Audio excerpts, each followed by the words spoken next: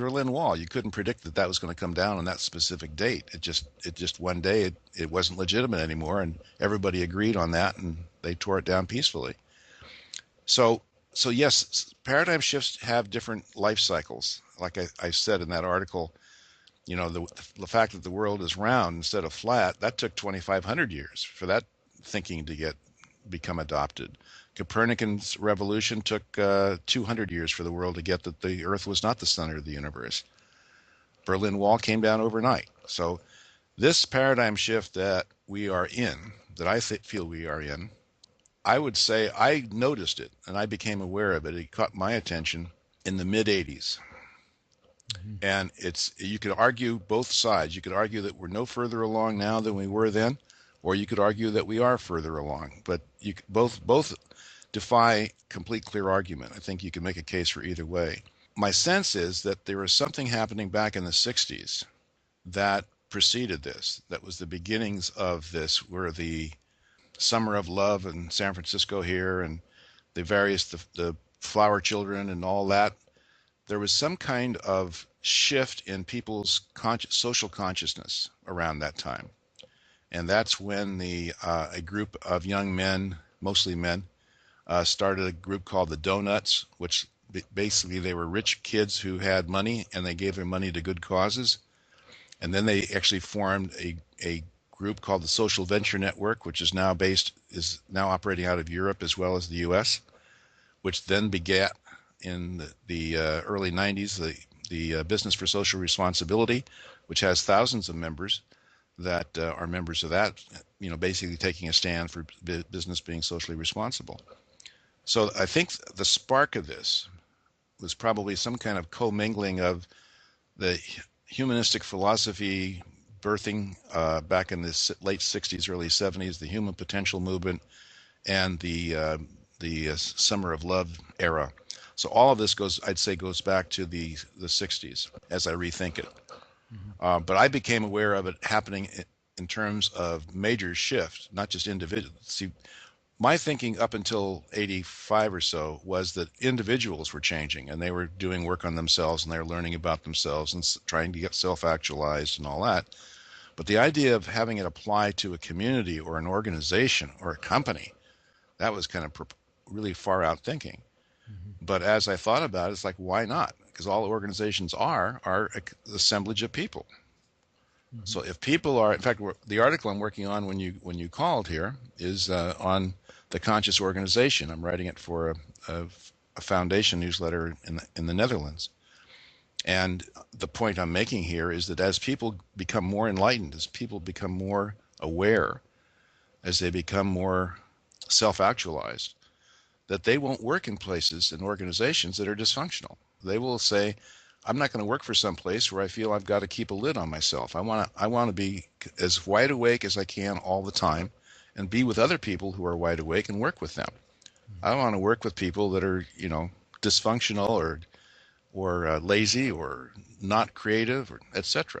Mm-hmm. So if organizations don't make this change, they're not going to attract those kinds of people, which typically are the best and the brightest. And therefore they'll become dinosaurs in organizational lingo. It seems like what you're talking about, John, is a very much an organic change, which has accelerated very much in the last couple of decades. You've been viewing this for, I say, you mentioned yourself since the 80s, and I noticed in your most recent book, The Great Growing Up, Being Responsible for Humanity's Future, you note that the species needs to evolve to adulthood, which is your message. So can I ask you, how do you see humanity intellectually, emotionally, and spiritually? Well, I ask audiences whenever I've been speaking. Most of the time I do it when I'm outside of the country, so Brazil or Asia or Australia, someplace like that. And I'll ask audiences where they think the species is in its maturation cycle. Mm-hmm. And I'll give them four choices: child, teenager, young adult, or wise elder. And inevitably, 90% of the hands go up around teenager or adolescent. No hands go up on wise elder. Mm-hmm. So and this isn't because I've talked to them already. This is the beginning of my talk. There's a colleague of mine also here in the Bay Area, Dwayne Elgin, Yeah. Mm-hmm. who wrote a great book called The Living Universe.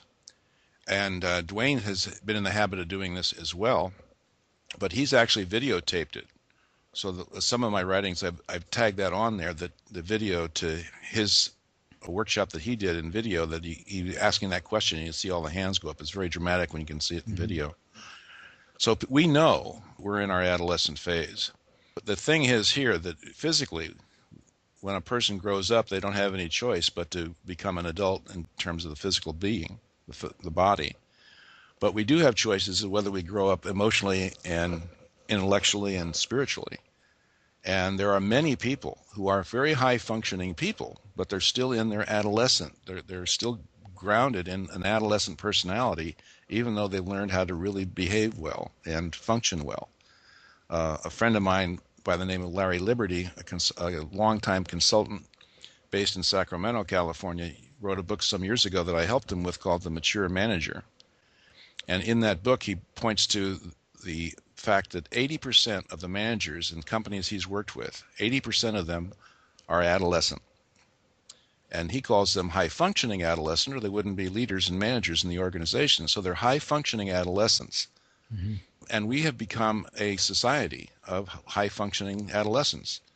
But the high-functioning is not getting us out of our pickle. If we grow into adulthood and start taking on the traits of adults, that is, our thinking is less short-term and more long-term. We don't distract ourselves with little toys and distractions and gossip in the newspaper and things that basically keep us from doing something meaningful and getting on with resolving the problems in the world. And many traits like that I could go through, but if you look at your own life, we all have little places where we can act out, as they say, in our teenage, just like teenagers are, pesky teenagers. Mm-hmm. So what's got us into the pickle, in my mood, is that we have failed to be really mature, critical thinkers. So consciousness is a very big piece of that. But there's also a maturing process. I know a lot of adolescent New Agers who are very hip in terms of having read all the books or studied under all the gurus, know all the language of talking about consciousness and spirituality and so forth, but they're still basically at heart the adolescents. Mm-hmm. So I think what we need is more. We don't need everybody. We don't need 7 billion people to all grow up at the same time. But we need a critical mass of people to take responsibility for not only their actions, but more widespread is the fact that they tolerate adolescent behavior in others. Mm-hmm. They tolerate that behavior in their political leaders. The spending more than you make, does that sound like an adult trait or an adolescent trait? And we're doing it as countries. We're doing it as the world. We're spending more than we can afford. And we also have that instant gratification. I want it now. I'm old enough to remember when there weren't no credit cards. If you wanted to buy something, you saved your money up and you bought it. And ever since the credit card came into existence, people have quit having savings. Their savings basically is their credit card. And so they become, consuming is not a way to cope with difficult situations, but it's a distraction. And people love to do it. And there are people who openly admit they'd love to go shopping when they feel bad rather than feeling bad. So I'm beating the adolescent mature adult drum right now because that happens to be the theme of the book. But it's one lens through which we can look at the evolution of the human species, the conscious evolution. Mm-hmm. Mm-hmm. It's time for us to evolve consciously, not just let, quote, nature take its course, unquote, but to evolve on purpose, intended to happen. Mm-hmm. It's a phrase that I first heard from Barbara Marx Hubbard, who you probably might also want to interview at some point for this show, because she would definitely be a world shifter. Indeed, she is. Yeah. And I've noticed that, John, in your own work as well as other conscious evolutionists, they make note of the fact that we can individually and collectively participate in the evolution, which is quite a marked step, so to speak. And you said in your own writings that we as humans have the ability, whether latent or active, to bring about the global shift of consciousness. So you've discussed as being adolescence. Can you say something about how we collectively and individually can begin to develop our awareness and responsibility? Really observe ourselves, and when there is a free moment, instead of checking Facebook or checking email for the 10th time that day, or turning on the news to see what gossip there is, or having drinks with a friend to talk about, gossip, I'm not talking about, when I say gossip, I mean